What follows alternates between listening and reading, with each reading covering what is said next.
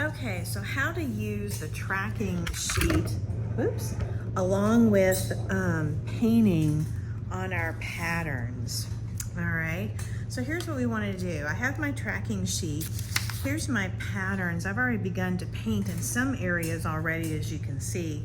But I just started with the blue violet. And so I haven't done anything other than paint pure with my blue violet. So I need to start painting some tints, right? I need to start painting some shades with some black, and then I'm gonna need to change with some intensities to make it duller with its opposite. So here's my tracking sheet. You can see a little bit here. I've been tracking what I've done so far over here. So like if I painted with yellow green and I made a tint, I crossed it off my list. So I did that again with another area. So I have a light yellow green here. I have a very light yellow green here. So I tracked those. Okay, so that's how we're gonna kind of work is you're gonna tick off your list with an X or a check mark, whatever. So you know what you've already done, because we have to have 2 of every kind of color change that we know how to make. So you have to have 2 tints.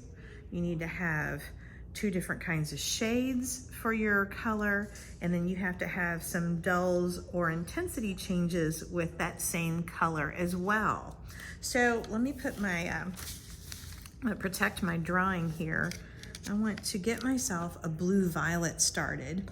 All right, so I need to get my blue violet so I can actually work with, let me put this over here.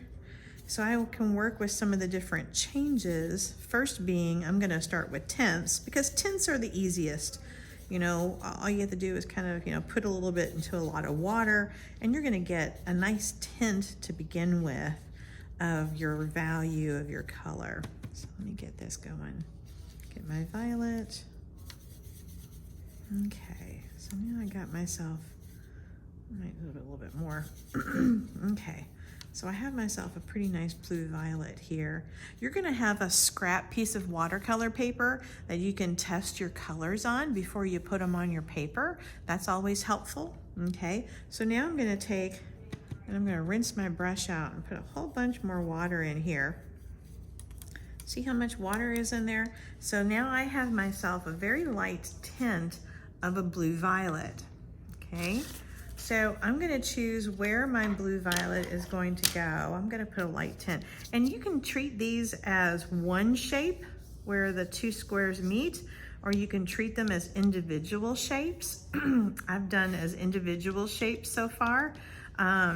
You do not have to paint all 4 background areas the same value or the same color. That again is some creativity and freedom that you have. If you find it easier to do that, then by all means do that, okay? I've been doing that with this particular sample, so I'm gonna keep that going. So I'm gonna come in here, I think I might play a tint around here. So I'm gonna drag my brush around the line.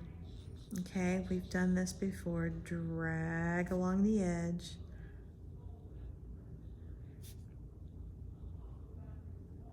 Dragging and drag.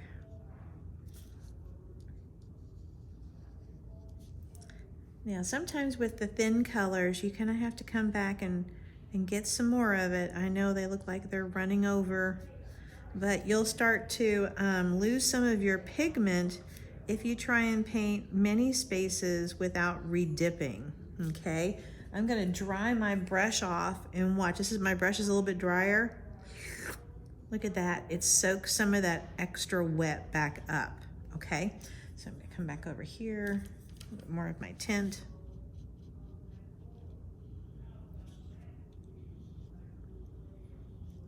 Kind of keep going the same direction along that line.